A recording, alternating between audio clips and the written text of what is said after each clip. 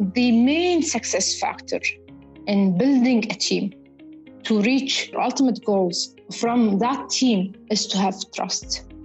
And trust will only come by being yourself, by being genuine, by going above and beyond your objective that you stated and the plan you drive it for that team, going above and beyond, always and forever. For that ultimate goal will show the others that she is genuine and she's leading by example.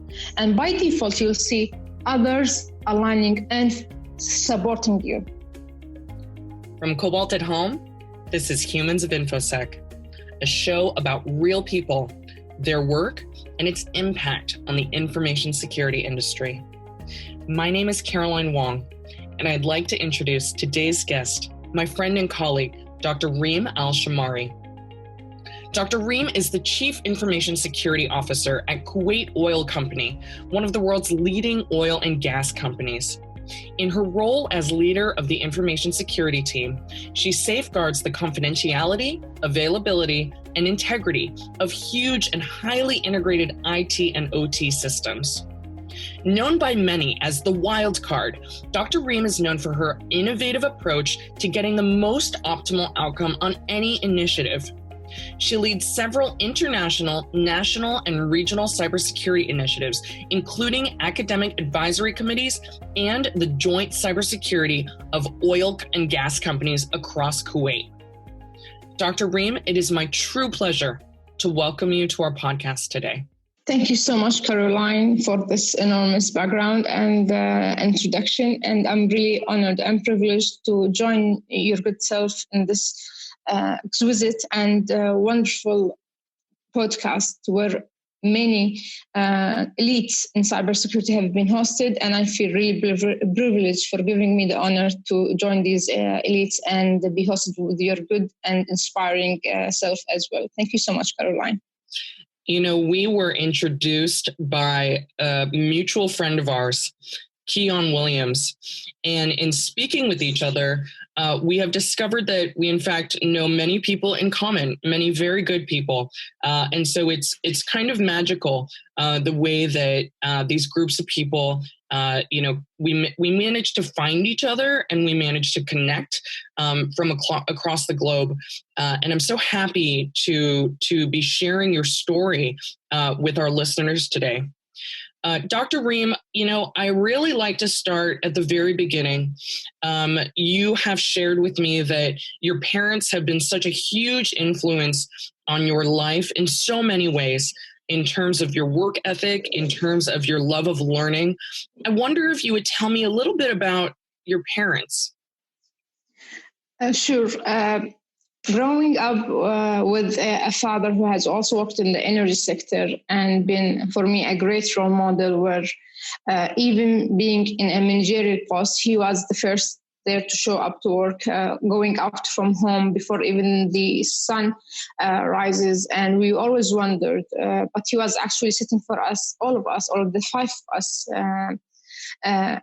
me and my brothers and sisters, the example of being a good leader, where is leading by example.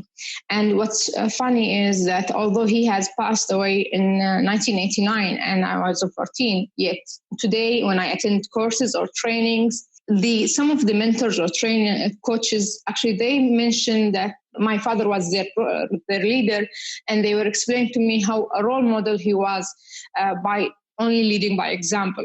He has given us the enlightenment of how can a leader be, not just by giving instructions and being a boss, but actually by leading his people through spirit, through passionate, and by showing them that I am the one who will be first adopting my instructions or guidelines for others to follow.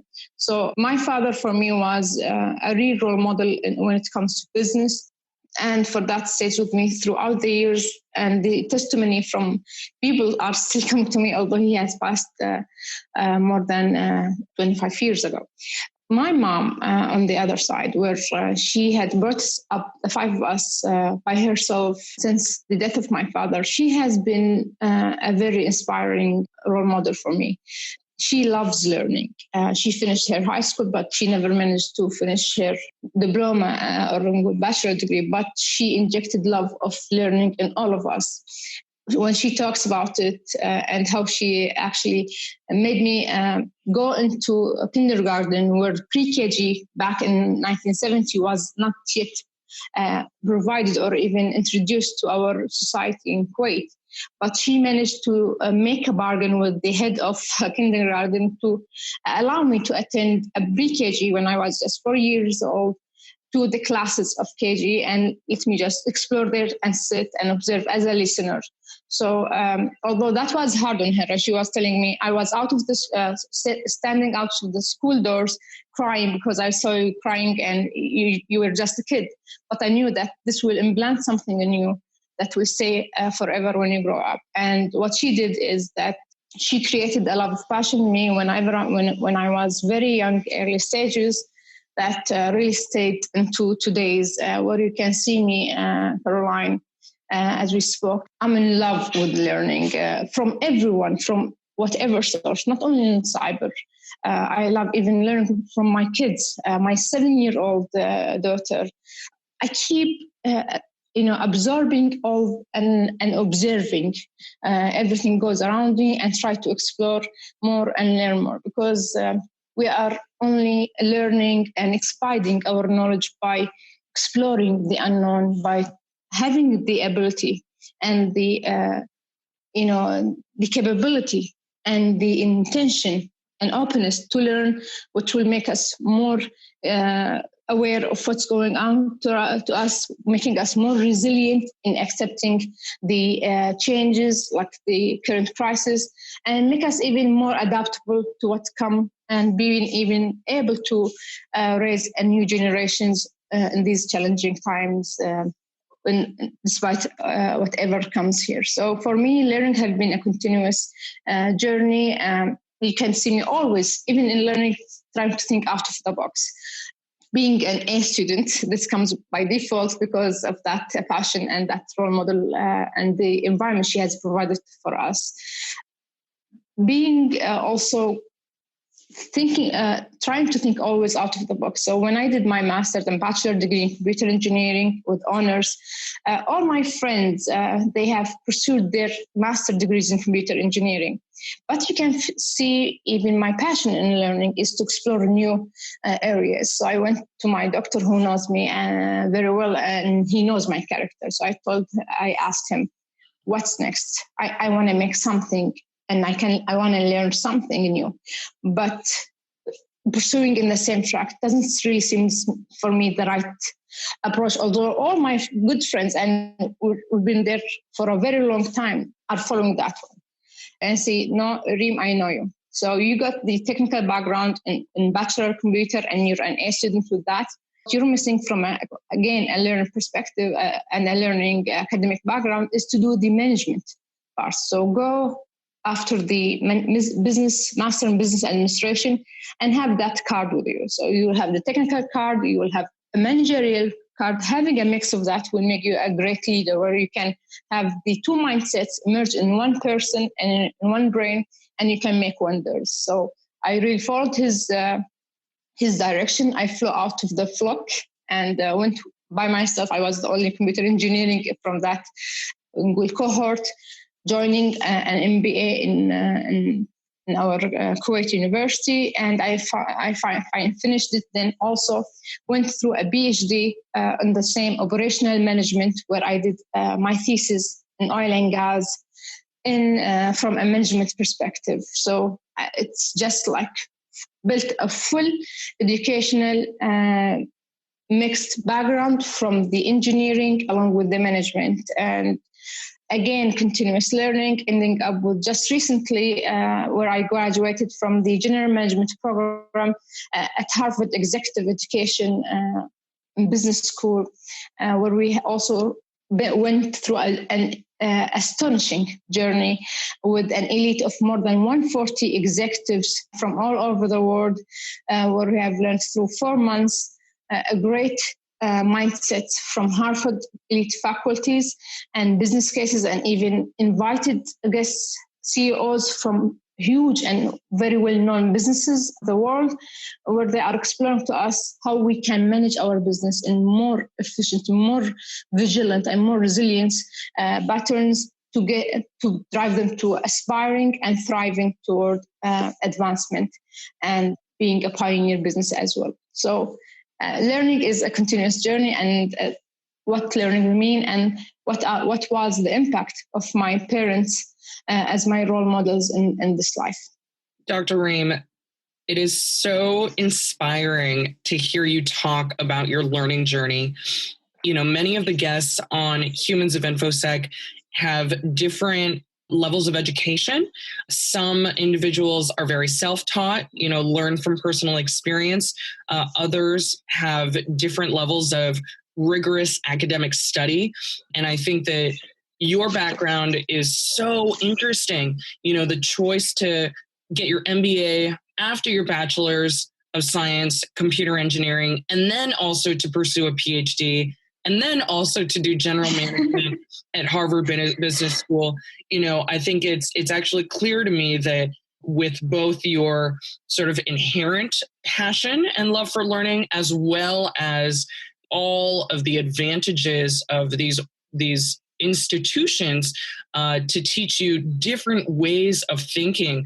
I totally agree with your mentor, to have all of that technical techniques and methodologies, and then also all the business case studies in one brain. That is indeed very cool. And I think that, one of the themes that I see emerging from Humans of InfoSec is actually the necessity to see both the technical side as well as the business side. Dr. Reem, the next question I want to ask you about is, what is up with this wild card description? Tell me a little bit about how did you come to have this nickname, and what does it mean to you? It means to me my job career, actually.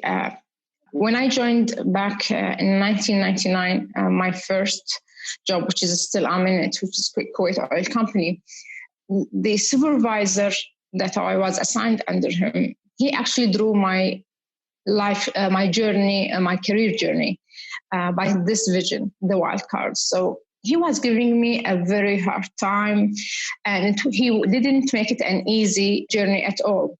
But the thing that I'm still in gratitude to him with, and I'm still, of course, I'm still in contact with him and owing him a lot.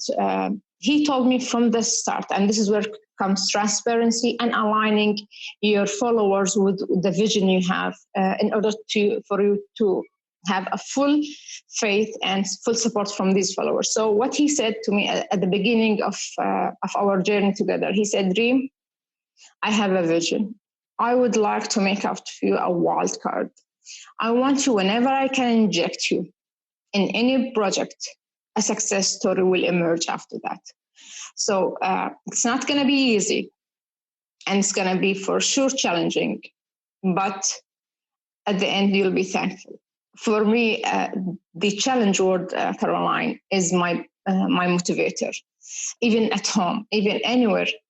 So after the first period when he has observed me and been able to monitor my capabilities, he then drew this vision and he called me into his office and he shared this vision with me. And when he translated it into my own language and made it a challenge, I said, I'm in.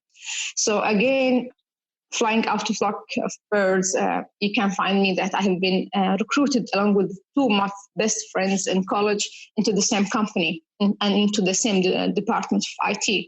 But they went with the normal familiarization of new appointed employees, while in the same time I went with that vision and being injected from the first and early days into the projects, utilizing my CV background, where I have, during the summer vacation where we were looking for jobs, I did develop again and learning some HTML, web design capabilities, designing and whatever.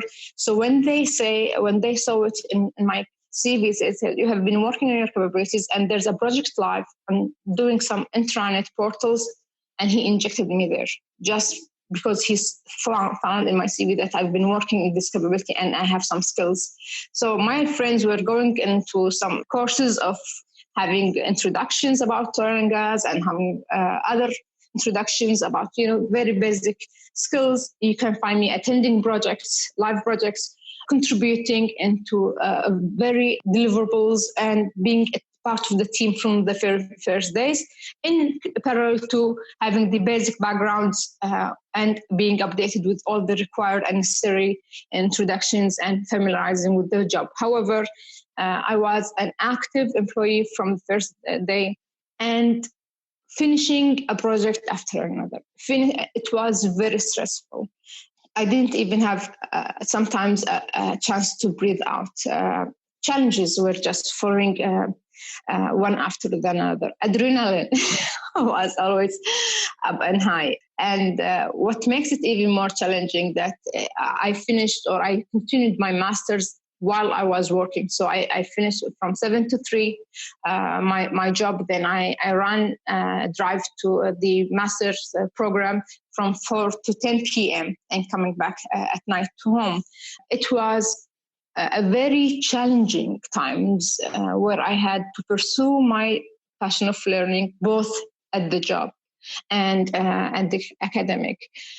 And being under that pressure, and he keeps telling me that. He says, Reem, whenever he sees me under lots of pressure, he says, Reem, diamonds comes due to the huge pressure.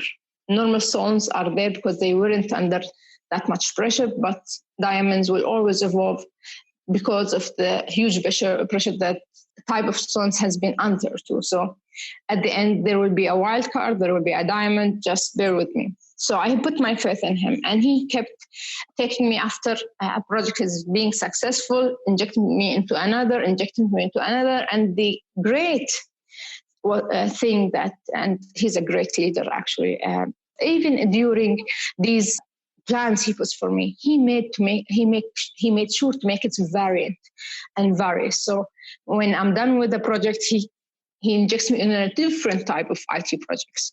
And so I've done web design, then he injected me into handheld devices for the CEO to go and develop guidelines to develop a wireless back in 2000 at the very early stages to give him with a wireless handheld PCs and develop guidelines for him. Then we did some online chats for the first time with the employees, etc. And just from one project to another with a totally different background, then injecting me into network and when you talk about network, IT people will know the local area networks and all of that, different segregations of projects, then the wireless network. And this is also a bag of projects I've been injected in. And I've been driving our company into a pioneers of technologies and injecting and creating success stories from these projects. And when I say IT projects, I always keep telling my people, I've been there, I've done that. And I'm not just saying it. The portfolio of projects I have been injected in and been a part of course, there's always a team and it's always a teamwork. But being part of that teamwork and being able to contribute actively and drive success stories afterwards, you feel very proud of being from that team and being a member of that team. And eventually, of course, with his wildcard vision, he also supported me to get the project management professional license since 2005 until today. I'm still renewing it and activating it as well through the management of different projects. So he actually made that wildcard through this journey, but it wasn't an easy journey at all. But actually, when we say that God knows best for us and he draws the best plans for us, this journey of challenges, this great supervisor and mentor, I've seen him as my pure and great mentor for more than 12 years.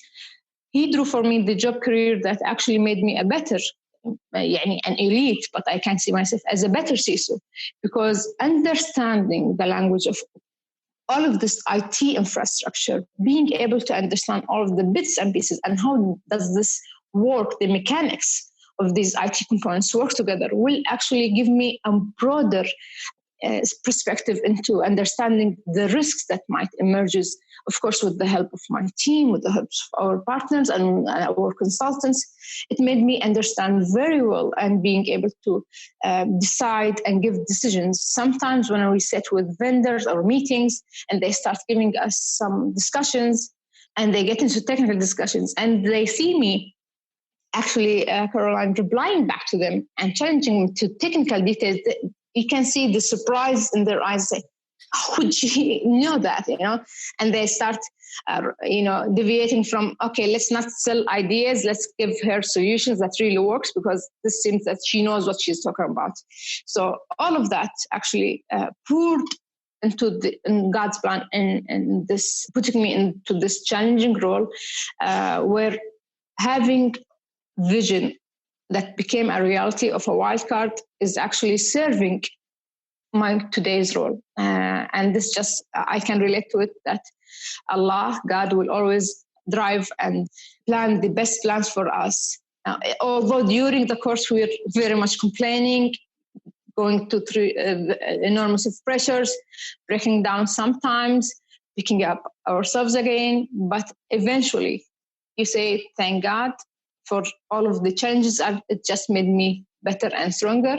And I always come back to my mentor and I thank him. I keep always mentioning him during my interviews, during my speeches, even during my discussions with my member and new even joiners and future leaders, of course, in cybersecurity. I always tell them, don't judge your supervisors. Don't be respectful of them. They want the better outcomes for you eventually. And you will remember that when you, after a couple of years, or maybe 10 years, 15 years, you will say, he was a great person. He has contributed greatly into making me who I am today. My big takeaway from that story, Dr. Reem, is that you are not afraid to take on a challenge. And at the same time, you do not pretend that the challenge does not exist. You recognize the hard work and you are not afraid to do it. I think it is indeed a superpower that you have to be able to operate with a very long-term vision and big picture strategy, and at the same time, be willing and able to get right down into the weeds. I can picture you at the same time coming up with a strategy for 2040, a 20-year in the future strategy. And then at the same time, you are also capable of coming up with wireless security guidance for handheld devices. I want to actually paint a picture for our listeners. So when we say that Dr. Reem is managing the CISO role at Kuwait Oil and Gas operations is extremely complex. You have these different phases which make up together a connected chain. You have exploration, you have development and extraction, you have export and marine, and then you have manufacturing. And of course, it's not possible for just one company to do all these different things. So Dr. Reem is also a supply chain expert. She recognizes that in order to secure the operations for oil and gas, each step along the way must be secured. And it's actually not just one company that does it. It's actually 9 different companies. And these together contribute more than 40% of the national GDP for Kuwait and 90% of the national income. So securing an incident is a huge burden to the population of your nation. Dr. Reem, I want you to tell the story to our listeners about how is it that you were able to bring together the cybersecurity initiatives for these 9 companies and actually get everyone on the same page using a 20-year vision? Sure. You have explained this very well, Caroline, when you have just explained the essence of the components that builds up our Kuwait oil and gas sector, where a great and collaborative 9 companies works together perfectly in harmony to synergize the ultimate goal, which is an oil-producing country. And being a CISO in one of these 9 companies where the country itself is depending on, as you said, 90% of its income on oil production, is a very challenging mission. And also uniting the 9 companies into the same objective or goal of securing this chain of supply chain between all the 9 companies and being able to secure it as much as possible is a challenge by itself. So another challenge to be added to the journey, thanks to Allah, alhamdulillah, with the support of our leadership in oil sector, where it's always, Caroline, if your leadership have a very clear vision on what's required to do and the full support of the importance and understanding on the importance of cybersecurity role in taking this vision into a reality, this actually makes the big difference here in making it a success or a failure. So when this understanding of cybersecurity role into having a unified, let's say, consortium or a forum, our oil and gas leadership has decided to formulate a cybersecurity committee for the oil and gas, where 9 companies are there. And the decision for KOC to lead this challenging objective and these 9 companies toward achieving a planned 2040 strategy, our oil sector, because of the importance of oil production into our country, has done a great strategic planning for 2040 plans. And one of the components with different programs, but my focus is the IT program under that 2040 vision. A great people have set these programs and defined the scope of this 2040 and put the implementation and drilling the details of this program into the burden of each specialty of each area or each group. So having that clear vision, having that full support from the leadership to pursue this 2040 strategy and to pursue these plans and roadmap together, it by default, without questioning, it requires a teamwork and a teamwork of 9 companies. And in 9 companies, when we talk about the cybersecurity programs and the teamwork of the 9 CISOs and security teams and groups in these companies. So when it has been chosen that KOC and myself leading this brilliant team of cybersecurity leaders of these 9 companies, aligning them, and this is by default, is a little bit challenging because this is the first time we meet and to under a forum. You need to build the trust. You need to build alignment toward these goals. So the main success factor in building a team to reach to your ultimate goals from that team formation is to have trust. And trust will only come by being yourself, by being genuine, by going above and beyond your objective that you stated and the plan you drive it for that team. Going above and beyond, always and forever, for that ultimate goal will show the others that she is genuine and she's leading by example. And by default, you'll see others aligning up and supporting you instead of resisting or having doubts. So within time, trust has been built. Within time, a great support has been seen. And within time, this committee has achieved great achievements and remarkable success stories that other committees, even within the region, were not able to achieve it. And it all comes from the great teamwork and the spirit of genuinity that has been implanted and believed in by all the members of that. And one of the great success stories that I have recently presented in RSA conference in San Francisco and this year was the being able to develop a unified cybersecurity framework for our 9 companies for an oil and gas sector within Kuwait, and measuring our capabilities and roadmap and planning our projects ahead in alignment with the 2040 strategy utilizing and using that cybersecurity framework, which really helps a lot because having this unified ruler or a measure for all of the 9 companies makes us more aligned toward achieving this 2040 strategy.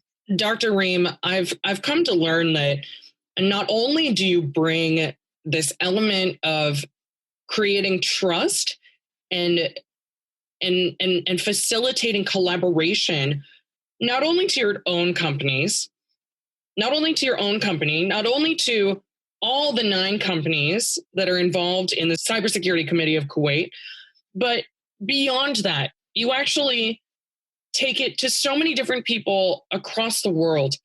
And Dr. Reem, perhaps for our last question for today, I'd like for you to tell me a little bit about this United Nations for Women in Cybersecurity initiative that you initiated at the She Speaks event at RSA in San Francisco last year. Can you tell me a little bit about this? Sure. Actually, this initiative came from my ultimate belief in which actually drives the whole cybersecurity community together, that we are stronger together. So this objective by itself and being stronger together works out everywhere, Caroline, whether it was within your team, within the 9 companies, within even the community itself and serving the whole community. And it's in the regional and Gulf countries or even worldwide. So when I was in the RSA conference and having this, mindset, and we are always stronger together. And this was my first visit to RSA and attending the She Speaks event. I've seen remarkable global women groups attending this event, and I've been also in contact with other global women groups all over the world. So I thought with this unity and this presence of all women, different groups, however, aligning in one event, the She Speaks event at RSA, sharing their knowledge, sharing their expertise to support women in cyber everywhere. So it triggered to me. I said, I would love to build this collaboration between global cybersecurity forums and groups of women around the world. And instead of being geographically limited with these capabilities, let's start building collaborations among each other, whether it was hosting each other in our groups, building collaborative events, building CTFs or capture the flag competitions, technical competitions throughout and across these global women groups instead of having them limited to their geographical existence. So I said, and I introduced this initiative to the ladies and the groups of women in RSA and said, I would love to initiate from our Women Cybersecurity Middle East group, where I'm a co-founder and one of the 8 ladies who have built this tremendous group of more than today 660 ladies in cybersecurity from the Middle East and varying from executive up to rising stars in high schools and even in colleges. I said, we need to unite these ladies with the brilliant and wonderful ladies and smart ladies all over the world. So let's start. And my ultimate dream is to have a united nation of women in cybersecurity where we are supporting each other, where we are mentoring each other and sharing the tips and the lesson learned that I have, that Caroline have, that even Joyce, the head of EWF, or Majda Shelby from Singapore and Asia, or even Maria Galloway from CyberDisso. We need to connect these ladies. We need to let them, irrespective of the geographical boundaries, we are there uniting under one umbrella of cybersecurity. And we would love to say it even a United Nation, because yes, United Nations is exploring many areas, but we can always come with our own initiatives where we are uniting our women cybersecurity nation and providing this full support and knowledge, mentorship, and support to these ladies, because we know that skills shortage is a well-known global challenge. And again, challenge comes to the picture, which again triggers me. So building this attraction and getting more women into this playground and because women has been proven their capabilities into this challenging cyber security field, it will also not only ultimately help women by themselves, but actually help nations in fighting and confronting the cybersecurity risks that has been not only recently, has been there, and even the World Economic Forum has stated and categorized cybersecurity as the top high risks, one of the top high risks that all the nations around the world is facing. So having this initiative in my roadmap, and it has been a great initiative because we have started sequence and continuous channels of contributing to this initiative, and we have started collaboratives with amazing ladies, and I really appreciate, and I shout out here to all the ladies from the global women cybersecurity forums and groups that have handchecked with Women Cybersecurity Middle East group into building these United Nations of Women Cybersecurity existence and collaboration, and making that dream in 2018 a reality where many ladies are benefiting from and being inspired and aspired through.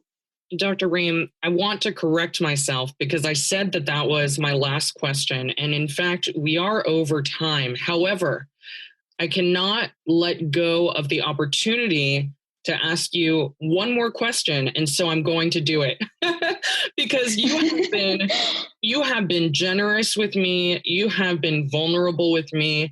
And so there is one more thing that I'd like to ask you to consider sharing with our listeners, which is that you have authored a piece called the CISO Mom Diaries. And I think that, one of the big themes of Humans of InfoSec, and one of the things that you and I think we naturally gravitate toward talking about, because of course it is such a huge part of our lives, is our family. And so Dr. Reem, as a mother of 7, can you tell us a little bit about what's that like for you? Okay. It's a challenge. So this doesn't come with a surprise. It's a blessing. It's a blessing challenge, actually, and and responsibility as well. But again, being resilient in that role and being able to raise a good generation. I'm just following my mother's steps she actually injected to us a value where she said to all of us and to me, she said, Reem, I will only ask from you one thing to stick to, and then you can fly away and do whatever you want. She said, always and forever, always, before you do anything, just put God, Allah in front of your eyes and know that He's always watching. Then you can do whatever you want. So, and she trusted me fully. After putting that, mindset and aligning all of the 5 of us. So I tried my best to inject the same mindset to my children and ask them to have that milestone or to have that value within their core values, and then they can follow and let's say their dreams as they wish. Being a mom of 7 and running also these community groups of women in cybersecurity, as well as in parallel to my role as a CISO in oil and gas, drove me to the balance, and I call it a myth, actually, between life and work. I've been in exquisite journey, and I keep asking every remarkable woman I see, whether it was in cyber or even leadership, is there really a balance between our lives and our social lives, being moms, and the work? Is there really a great balance? So the ultimate results that really made sense to me, and I'm living it, is that we are balancing according to the business case itself. So when our kids need us, you will be fully present at that minute with your kids and with your family and with your social life. And there will be some peaks in business that you need to be fully present there and providing the full support and full attention to that. And among these peaks, there will be like business as normal, managing your family as normal, where you will have your normal supervision need. But there will be moments. If you fail to be there fully present, then you will be failing in doing your mom role, and you will be failing your kids' expectations as well as your family expectations, and similar to that in the job and the work environment. So that actually, Caroline, made me relieved, and it drove me to the mom diaries, because I tried through these diaries, episode of diaries, is to tell the whole world that we are humans. And even being a CISO and a mom, actually it impacts my way of looking at things. Even at home, I look at things and manage things from sometimes cybersecurity perspective.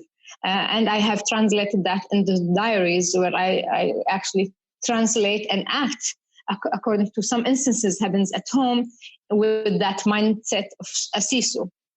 And just yesterday, one of my discussions and chats with one of my colleagues in CISOs, and actually he's not CISO, he's a consultant, and he said, I dealt with that instance that he had at home, and I had the similar with my kids as well.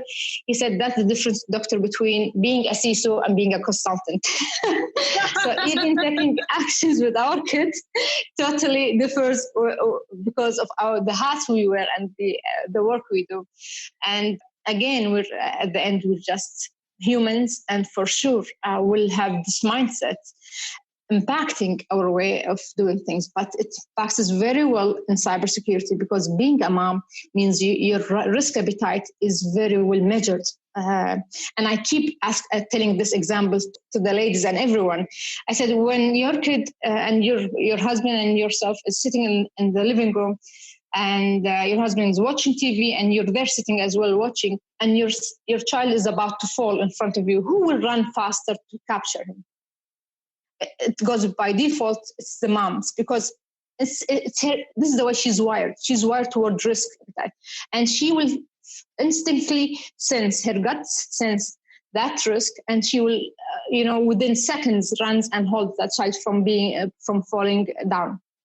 And this really tells us how we are as women wired, and which really goes very much alignment with cybersecurity. So this series of women moms CISO diaries reflects my diaries, or my diaries at home, my life at home, and how my CISO role actually is impacting this role in a very nicely way, and helping me to run things even much better, and even vice versa. Thank you so much, Dr. Reem. Thank you for your time. Thank you for your strength. Thank you for your courage. It is my true pleasure to have met you and to learn about you and your story. Everywhere you go, I see you zooming in and out. Here you are making a strategy for 2040. Here you are writing a policy for wireless handheld devices. Here you are managing 7 children. And here you are, rushing with your arms to catch a child that needs you in that present moment. And I just think that it's so beautiful, and I'm so impressed. Thank you so much, Dr. Reem. Thank you so much, Caroline. It's been a really wonderful opportunity, and I'm really honored and privileged for that. And I really thank you a lot from the deepest of my heart for this opportunity. Thank you so much, Caroline. You're very, very welcome.